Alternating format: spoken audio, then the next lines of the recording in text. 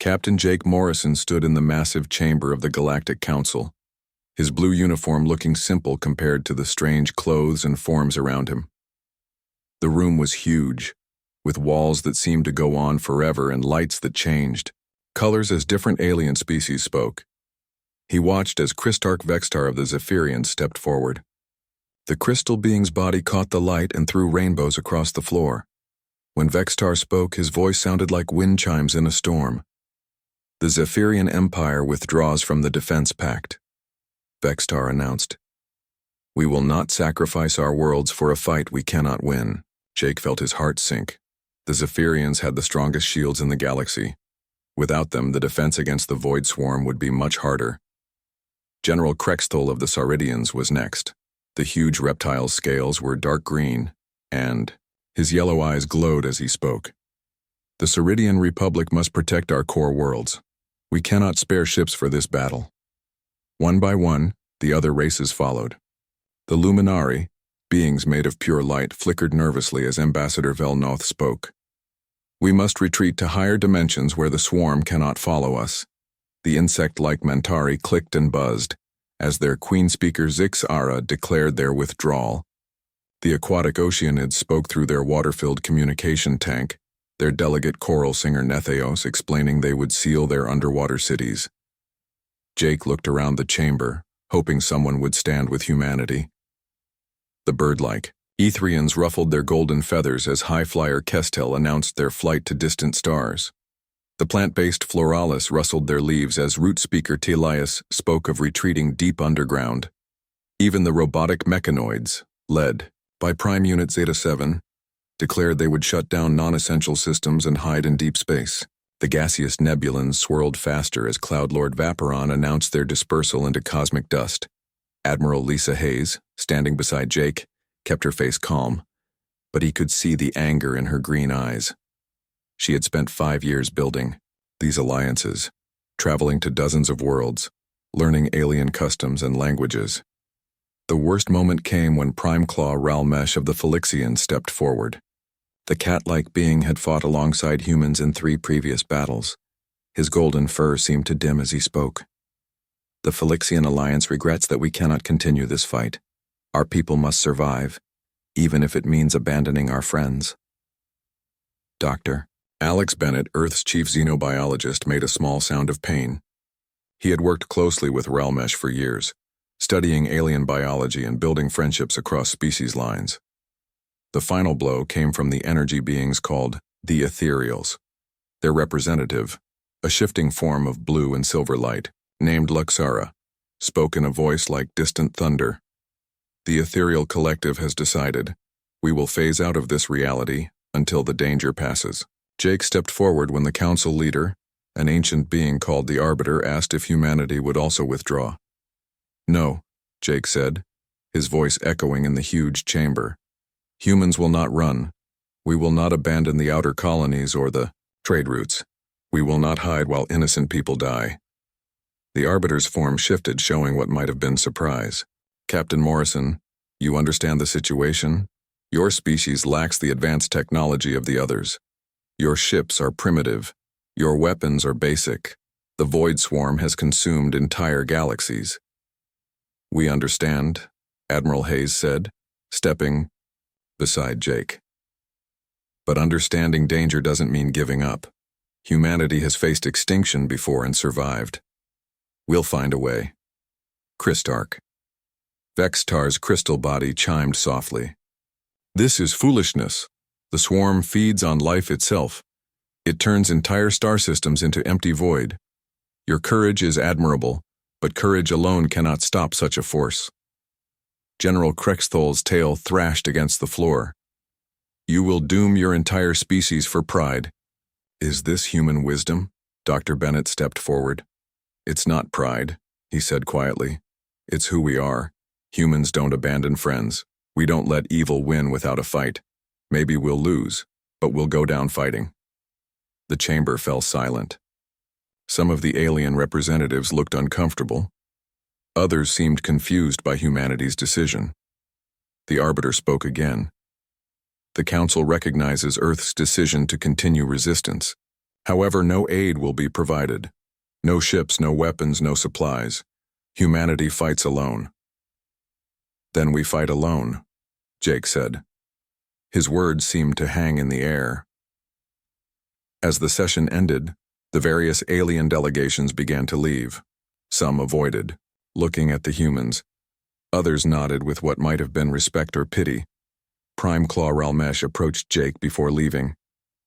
"I am sorry, Captain. If there was another way—" "There's always another way," Jake replied. "You just have to be willing to find it." The Felixian's ears drooped. "Good luck, friend. May your death be quick." Soon only the humans remained in the great chamber. Admiral Hayes looked around at the empty seats where their allies had been, just minutes before. "Well," she said with a bitter smile, "at least we know where we stand." Dr. Bennett was staring at a data pad showing the locations of human colonies and trade routes. 12 billion people in human space, he said quietly, all depending on us to protect them. "Then we'd better get to work," Jake said. He turned toward the exit, his boots clicking on the crystal floor. "Admiral, how long until the swarm reaches our territory?" 6 months, Hayes replied. "Maybe less if they move faster than our projections." As they walked toward their ship, Jake looked back once at the empty chamber. Somewhere out there, the void swarm was coming. It had destroyed civilizations far older and more advanced than humanity. Every expert said fighting it was suicide. But humans had never been good at listening to experts who told them to give up.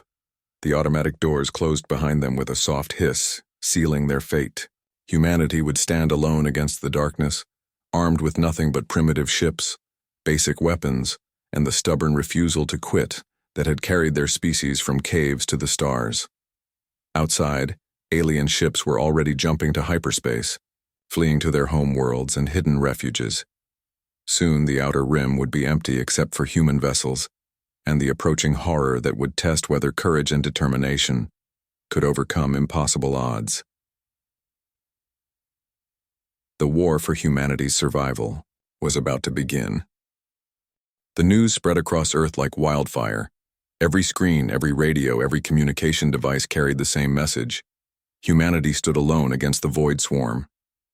In coffee shops and offices, people stopped what they were doing to listen.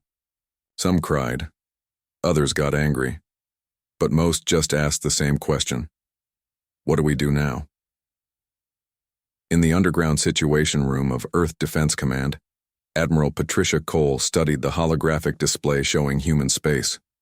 Red dots marked the known path of the void swarm. Blue dots showed human colonies and outposts. The math was simple and terrifying. 67 colony worlds, said General Ryan Tucker, his thick hands gripping the edge of the table. 12 major shipyards, over 300 space stations, all in the path of that thing. Commander Beth Williams pulled up tactical data on her tablet. Our current fleet strength is 800 combat vessels. The aliens estimated the swarm has consumed over 10,000 ships from the civilizations it's already destroyed. Numbers don't tell the whole story, Admiral Cole said, though her voice was tight with worry. We need to think differently. Fight smarter. The door opened and President Maria Santos walked in, followed by her security team. The president looked tired, but her dark eyes were determined. "Give me the truth, Admiral," President Santos said. "What are our real chances?" Cole hesitated. "Against a conventional enemy? We might have a shot, but the swarm isn't conventional. It doesn't follow normal physics. Our weapons might not even hurt it." "Might not," the president repeated, "but they also might work. Dr. Foster has some ideas about that." Dr. Amanda Foster entered the room carrying a case full of data crystals. Her gray hair was messy and she had clearly been working without sleep. "I've been analyzing every scrap of data we have about the void swarm," Foster said, activating a holographic display. "The other races were wrong about one thing. This isn't just a predator. It's something else entirely." "What do you mean?" General Tucker asked. "The swarm feeds on more than just matter and energy," Foster explained. "It feeds on despair, fear, the giving up of hope. Every time a civilization surrenders, it gets stronger." Commander Williams looked up from her tablet.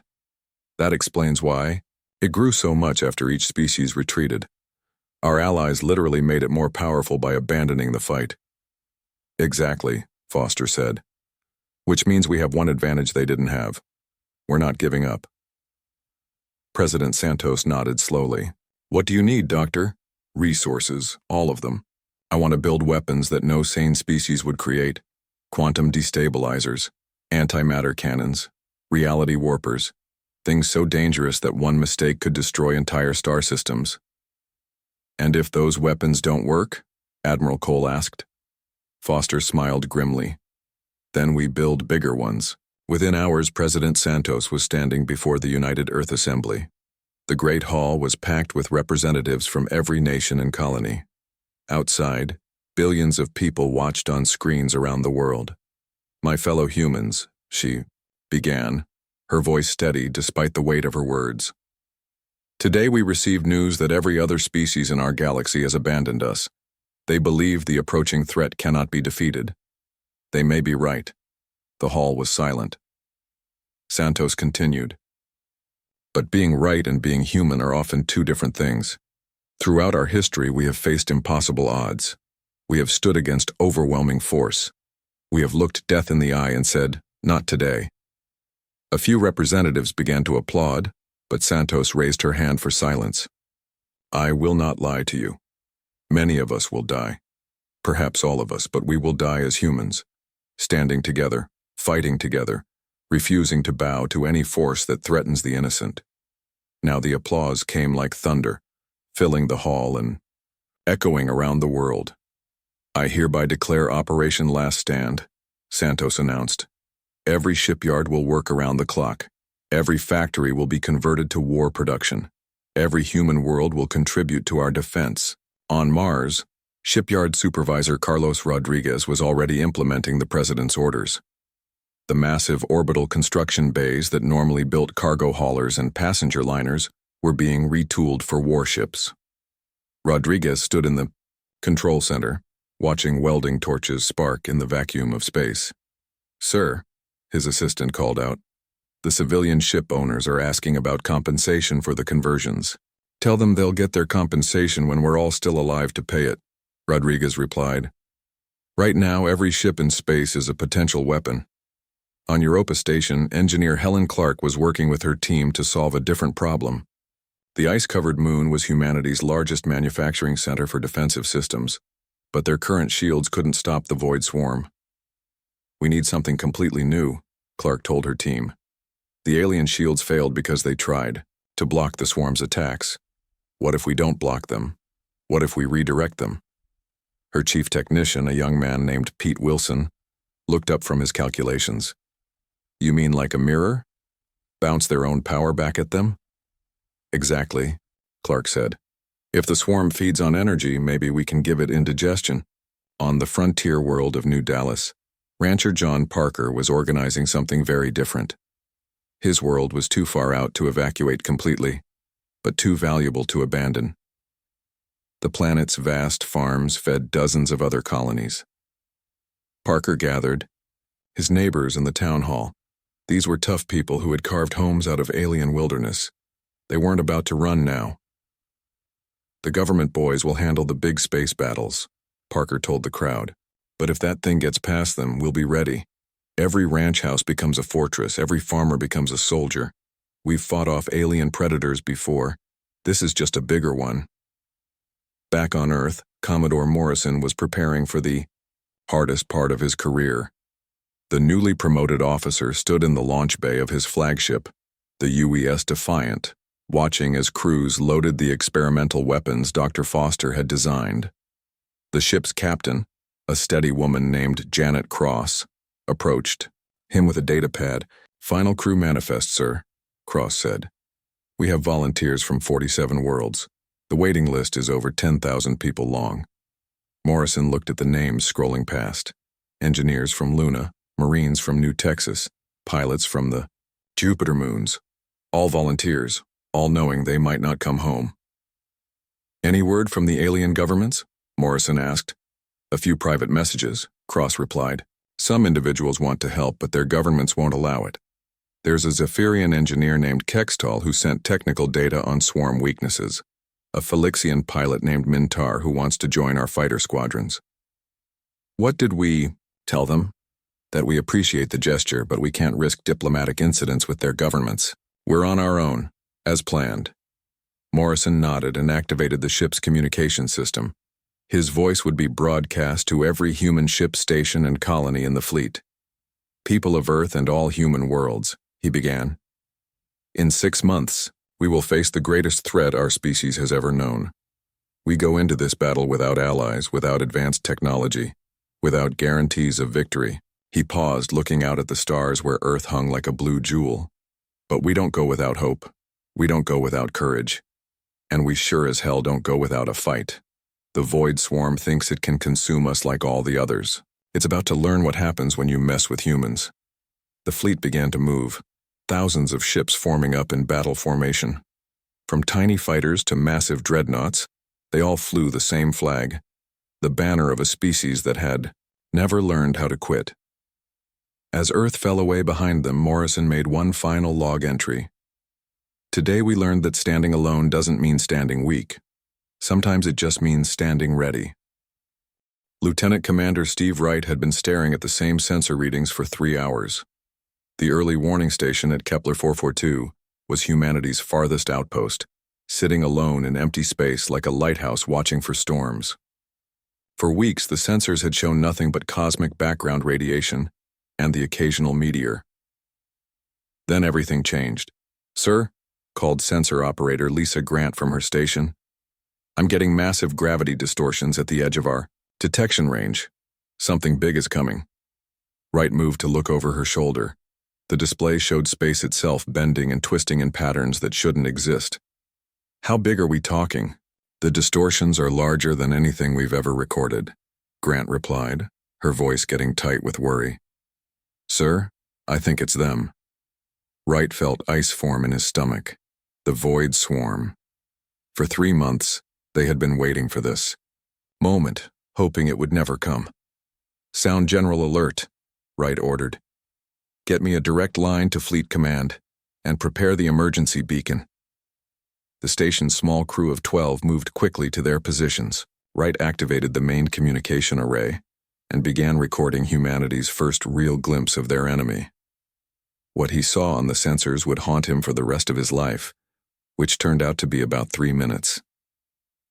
The Void Swarm didn't look like ships or creatures or anything that belonged in normal space. It looked like a cancer growing on reality itself. Dark tendrils of impossible matter stretched across light years, pulsing with energy that made the sensors scream warnings. "Message away to Fleet Command," reported Communications Officer Dan Peters. "But sir, they're moving faster than our projections, much faster." Wright watched as the edge of the swarm reached their position. The station's shields activated automatically, but it was like trying to stop a tsunami with an umbrella. The last thing Wright saw was darkness rushing toward them like a living thing. The last thing he did was press the emergency beacon that would warn the rest of humanity. Then Kepler 442 station was gone, consumed by shadows that left nothing behind but empty space. The warning reached Commodore Morrison aboard the UES Defiant 8 hours later. Morrison had been reviewing tactical data when his communications officer, Lieutenant Nancy Peterson, burst onto the bridge. "Sir, emergency beacon from Kepler 442, Peterson reported. "The message is short. It's here. God help us all." Then, nothing. Morrison felt the weight of command settle on his shoulders like a lead blanket. "Sound battle stations throughout the fleet. Set course for Proxima Draconis system. We meet them there." The human fleet that jumped into Proxima Draconis was the largest fighting force humanity had ever assembled. 30 capital ships, 100 cruisers, and over 300 fighters and support vessels. At the center flew Morrison's flagship, bristling with the experimental weapons Dr. Foster had designed. Captain Janet Cross stood beside Morrison on the bridge as they dropped out of hyperspace. "Fleet reports ready for combat, sir. All ships armed with the new quantum plasma cannons." Morrison nodded, but his attention was fixed on the main display. The Void Swarm filled half the screen, a writhing mass of dark matter and corrupted energy that seemed to bend light around it. Sweet mother of, whispered Tactical Officer Gary Hughes. How do we fight something like that? The swarm wasn't made of ships in any sense humans understood. Instead, it was composed of living entities that seemed to exist partly in normal space and partly somewhere else. They looked like enormous jellyfish made of shadow and starlight, with tentacles that could stretch across entire star systems. Weapons range in 30 seconds, Peterson reported. The swarm entities are moving to engage us. Morrison activated the fleet communication system. All ships, this is Morrison. Remember your training. These things feed on fear and despair. Don't give them what they want. Fight hard, fight smart, and make every shot count. The battle began when the lead swarm entity released a pulse of dark energy that washed over the human fleet. 3 destroyers simply vanished, their matter converted into the same shadow stuff that made up their enemy. Return fire, Morrison ordered. All weapons full spread. The quantum plasma cannons that Dr. Foster had designed were humanity's best guess at how to hurt the void swarm. They fired concentrated bursts of matter and antimatter bound together by quantum fields. The theory was that they could disrupt whatever held the swarm entities together. The theory worked partially. The first volleys struck the lead entity and actually seemed to damage it. Parts of its form flickered and writhed as if in pain, but it didn't die, and its response was terrible to see. The creature released a scream that traveled through space itself, a sound that made every human in the fleet feel sudden, crushing despair. Several smaller ships simply stopped fighting and drifted dead in space, their crews overwhelmed by hopelessness. Captain Greg Martinez of the USS Liberty saw what was happening and made a decision that would be remembered for as long as humans traveled the stars. All ships, this is Liberty, Martinez broadcast. These things want us to give up, they want us to feel helpless. Well, I've got news for them. Humans don't know how to quit. Martinez aimed his ship directly at the largest swarm entity and engaged maximum thrust. The Liberty was an old cruiser, not particularly fast or well-armed, but it had one advantage: a crew that refused to surrender. Martinez, what are you doing? Morrison demanded over the communication channel. What I have. 2, sir, Martinez replied. Ram attack. If these things are made of energy, let's see how they like a few thousand tons of earth steel moving at 0.8 light speed. The Liberty smashed into the swarm entity like a bullet hitting smoke, except the smoke screamed and dissolved into particles of fading light. Martinez and his crew of 200 died in the impact, but their sacrifice showed something important. The void swarm could be hurt. All ships concentrate fire on the damaged entities, Morrison ordered. They can bleed, which means they can die. The battle raged for 4 hours. Humanity lost 15 ships and over 3,000 crew members, but they also destroyed 6 swarm entities and damaged dozens more. When the survivors finally withdrew, they carried with them something more valuable than any victory: knowledge. Back in the fleet's mobile laboratory, Dr. Kevin Murphy worked with captured swarm material. While the ship's doctor, Sarah Walsh, treated the wounded, Murphy was a xenobiologist like Dr. Bennett but specialized in hostile life forms. The entities aren't just predators, Murphy explained to Morrison over a secure channel. They're refugees. The quantum signature suggests they're not originally from this reality at all. What do you mean? Morrison asked. I think something drove them out of their home dimension, Murphy replied. Something worse than they are. That's why they consume everything. They're trying to build enough energy to hide from whatever is chasing them. This information changed everything. Morrison immediately sent the data to Earth while his fleet regrouped at Gibraltar Station, humanity's primary fortress in the Outer Rim. General Ryan Tucker met them there with grim news. The main body of the swarm is 3 weeks away from our core systems, Tucker reported. We're evacuating the outer colonies, but 12 million people refuse to leave their homes. We can't abandon them, Morrison said. We can't save them with conventional tactics either, Tucker replied. We need a new plan. As if summoned by their need, Dr. Amanda Foster's voice crackled over the communication system from Earth. Commodore, I've been analyzing the battle data. I think I know how to hurt them. But you're not going to like it. Tell me, Morrison said. We need to do what they do, Foster explained. Feed on emotion. But instead of fear and despair, we feed them hope and courage. The quantum resonance should overload their systems. How? Do we weaponize hope? Morrison asked. By refusing to give up, Foster replied. By fighting when any sane species would run. By showing them that some things are worth dying for. Morrison looked around at his officers, tired, scared, but still, standing ready to fight. Outside, the human fleet waited for orders, battered but unbroken. Doctor, Morrison said, I think we can manage that. The Void Swarm was coming for humanity's homeworlds. They expected to find another frightened species ready to surrender. Instead, they were about to discover what happened when they threatened the people humans loved. The real war was just beginning.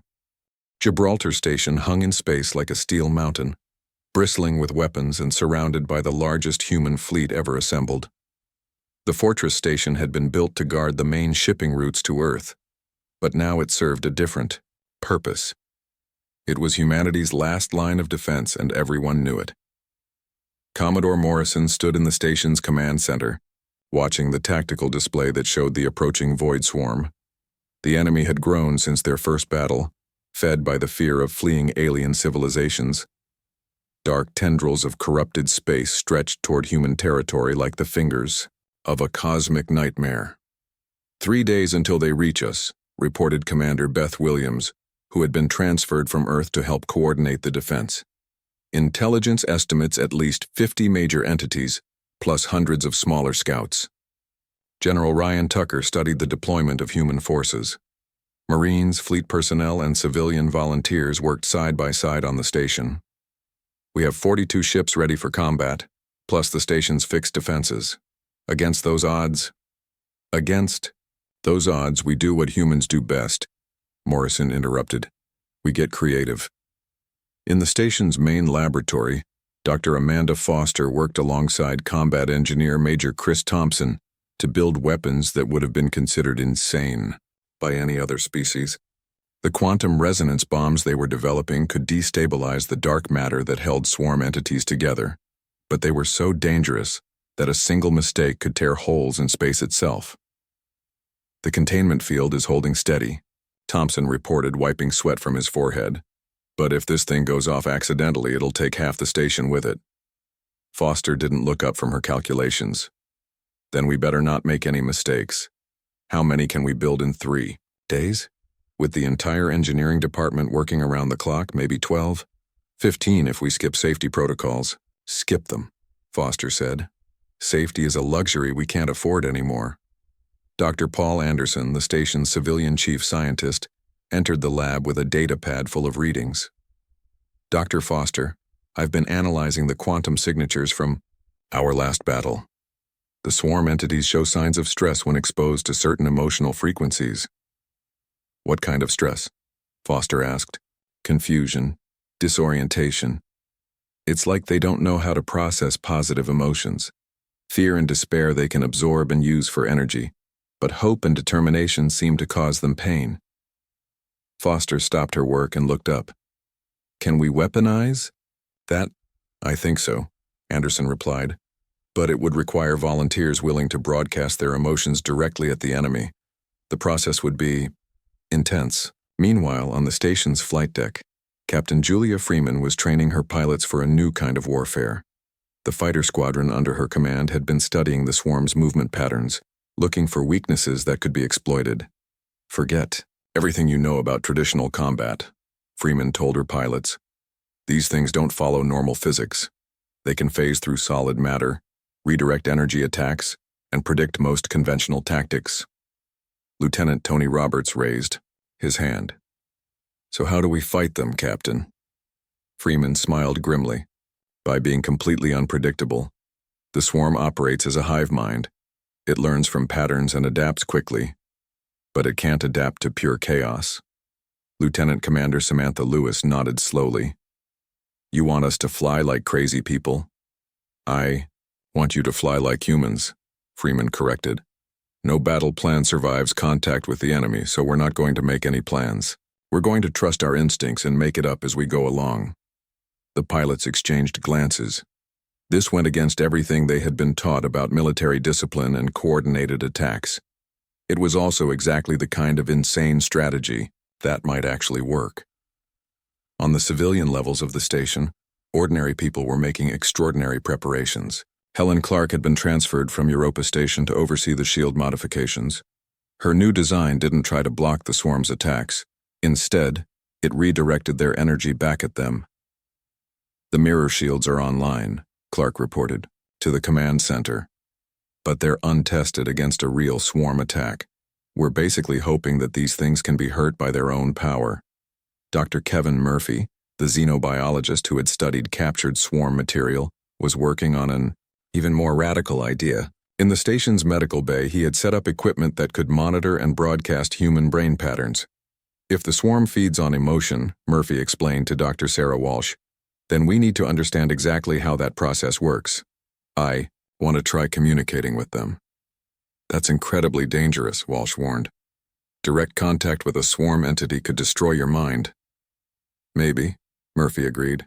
"But if I'm right about them being refugees from another dimension, maybe we can find common ground. Maybe we don't have to fight at all." The first test came sooner than expected. A scout formation of 6 swarm entities appeared at the edge of the system, moving faster than the main body. Morrison decided to use them as a testing ground for humanity's new weapons and tactics. "Launch all fighters," Morrison ordered. "Freeman, show us what chaos looks like." Captain Freeman's squadron launched from Gibraltar Station like a swarm of angry wasps. But instead of forming up in standard attack formations, they scattered in all directions, each pilot following their own instincts and training. Lieutenant Roberts dove straight at the largest swarm entity, then suddenly veered away at the last second, firing his quantum cannons in a wild spray pattern. The entity tried to phase through the attack but couldn't predict where the randomly aimed shots would hit. Lieutenant Commander Lewis flew her fighter in a spiraling pattern that made no tactical sense, broadcasting human music on all frequencies while firing at seemingly random intervals. The swarm scouts, expecting coordinated military precision, couldn't adapt to the pure unpredictability of human creativity. "It's working," Freeman reported over the communication channel. "They're actually confused. I can see them hesitating before each move."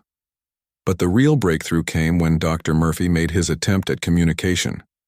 Using the emotional broadcasting equipment Dr. Anderson had designed, Murphy projected his thoughts toward the nearest swarm entity. What he felt, in return, changed everything. The swarm entity didn't respond with the cold hunger he expected. Instead, Murphy sensed something almost like loneliness, ancient cosmic loneliness that had lasted for millions of years. "They're not just predators," Murphy gasped, pulling away from the communication device. "They're survivors. Something drove them from their home dimension, and they've been running for so long they've forgotten how to do anything else." Morrison received this information just as the main swarm force appeared on the edge of the system. The tactical display showed a wall of dark energy stretching across space, heading directly for Gibraltar Station and the human fleet. "All ships, battle stations," Morrison ordered. "Activate the mirror shields and prepare quantum resonance bombs for deployment." Colonel Linda Rodriguez, General Tucker's deputy, coordinated the ground-based defenses while civilian volunteers took shelter in the station's armored core. But many refused to hide, instead volunteering to help with Dr. Anderson's emotional broadcasting experiment. "If these things feed on fear," said one volunteer, an elderly woman named Martha Hayes, "then we'll give them something else entirely." As the void swarm approached, the humans did something no other species had ever attempted. Instead of meeting their enemy with weapons alone, they met them with the full spectrum of human emotion: love for their families, determination to protect the innocent, hope for the future, and yes, even compassion for the ancient refugees who had forgotten how to be anything but predators. The effect was immediate and dramatic. The lead swarm entities slowed their approach, their dark forms flickering with confusion. Some even began to pull back as if the positive emotions were causing them physical pain. "My God," whispered Dr. Foster, watching the readings spike on her instruments. "It's actually working." But humanity's greatest weapon wasn't their technology or their tactics. It was something much simpler and more powerful. It was their refusal to give up hope, even when facing the end of everything they had ever known. The battle for Gibraltar Station was about to begin, and for the first time since the crisis started, the humans weren't fighting alone. They were fighting alongside the very best of what made them human. Morrison looked around the command center at faces filled with determination rather than fear. "All right, people," he said quietly. "Let's show them what happens when you threaten our home." The modified human ship approached the heart of the void swarm like a tiny spark, flying toward a cosmic storm. Commodore Morrison sat in the captain's chair, watching the darkness grow larger on the main screen. Beside him, Dr. Kevin Murphy checked his equipment one final time. "Emotional shields are holding," reported the ship's science officer, Lieutenant Ellen Price. "But sir, the quantum distortions are getting stronger. If we go much closer, we might not be able to get back out." Morrison nodded but didn't change course. The ship they had chosen for this mission was small and fast, equipped with every piece of communication and defensive technology humanity could provide. If they were going to talk to the central intelligence of the void swarm, they needed to survive long enough to get its attention. There, Dr. Murphy pointed to a massive structure on the display that seemed to bend light around itself. "That's the source of the coordinating signals, the Hunger of Worlds." The entity was larger than Earth's moon, a writhing mass of dark matter and corrupted energy that pulsed with ancient intelligence. As their ship approached, smaller swarm entities moved to surround them, but didn't attack. They seemed curious. "Beginning communication attempt," Murphy announced, activating the emotional broadcasting equipment they had developed at Gibraltar Station. "If this works, I should be able to make direct contact with their leader." What happened next was unlike anything in human experience. Murphy's consciousness touched something vast and alien, a mind that had existed for millions of years and had grown tired of its own existence. The Hunger of Worlds spoke without words, its thoughts flowing directly into Murphy's mind. What it said changed everything humans thought they knew about. "The void swarm. Why do you not flee?" the entity asked, its mental voice carrying the weight of eons. "All others run when they see us coming. All others abandon hope when we arrive." "Because we don't abandon people," Murphy replied, fighting to keep his own thoughts coherent in the face of such ancient intelligence. "Not even enemies. Not even you." The hunger paused, and Murphy could feel its confusion.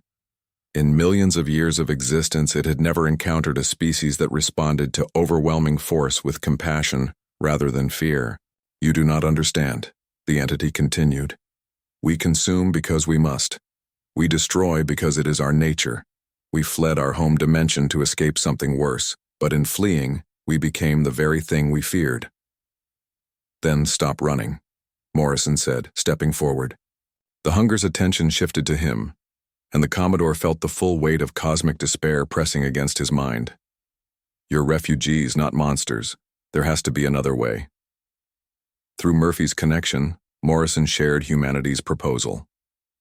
The dark matter streams between galaxies were full of cosmic background radiation, energy that could sustain the swarm entities without destroying civilizations.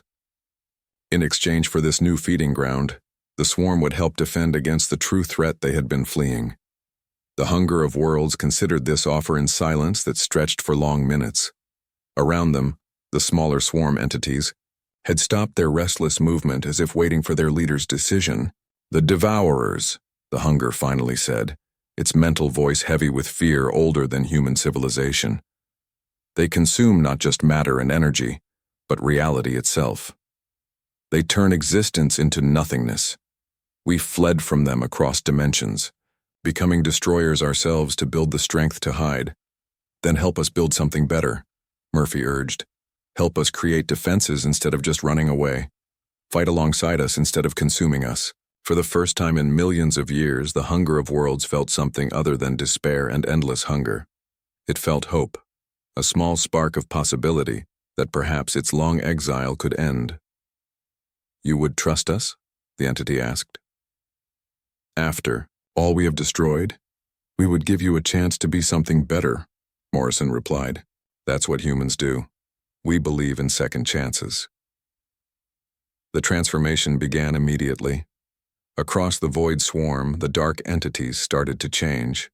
Their forms became less chaotic, their energy patterns more stable. The corruption that had defined them for so long began to fade, replaced by something cleaner and brighter. The hunger of worlds spoke once more, its voice carrying a new quality, something that might have been gratitude. We accept your offer, humans of Earth. We will guard your galaxy as we should have guarded our own. We will be the guardians now, not the destroyers. News of humanity's impossible victory spread through galactic communication networks faster than light itself. On a dozen alien worlds, beings who had fled in fear now watched in amazement as the void swarm transformed from destroyer to protector. Ambassador Velnoth of the Luminari was the first to request an audience with President Santos, the energy being flickered with embarrassment as he materialized in the presidential office on Earth. "Madam President," Velnoth said, his voice carrying harmonics of shame, "the Luminari Collective wishes to formally apologize for our abandonment of the Alliance.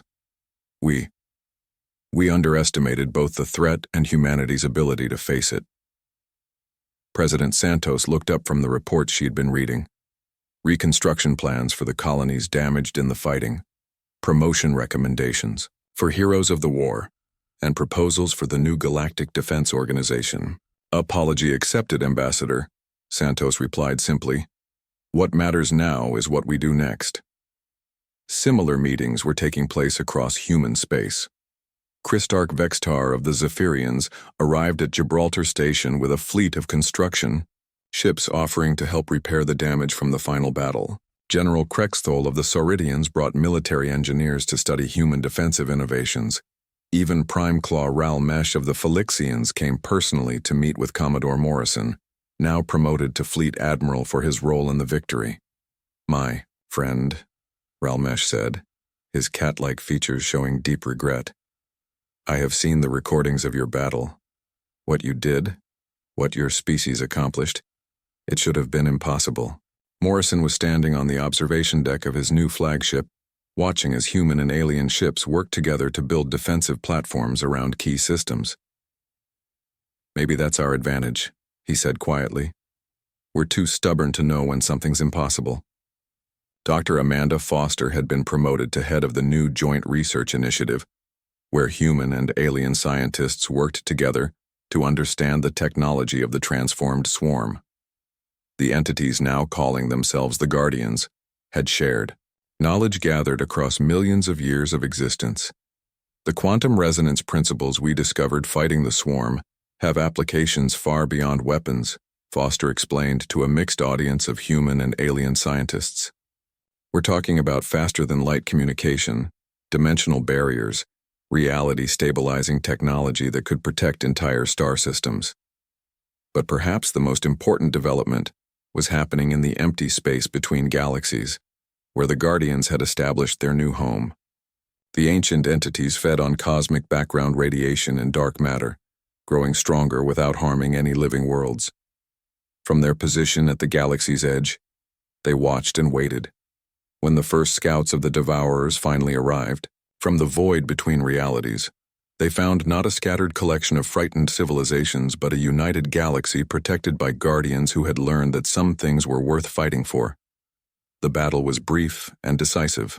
The Devourers, entities of pure entropy that had consumed entire dimensions, met their match in Guardians powered not by hunger and despair, but by hope and the determination to protect others.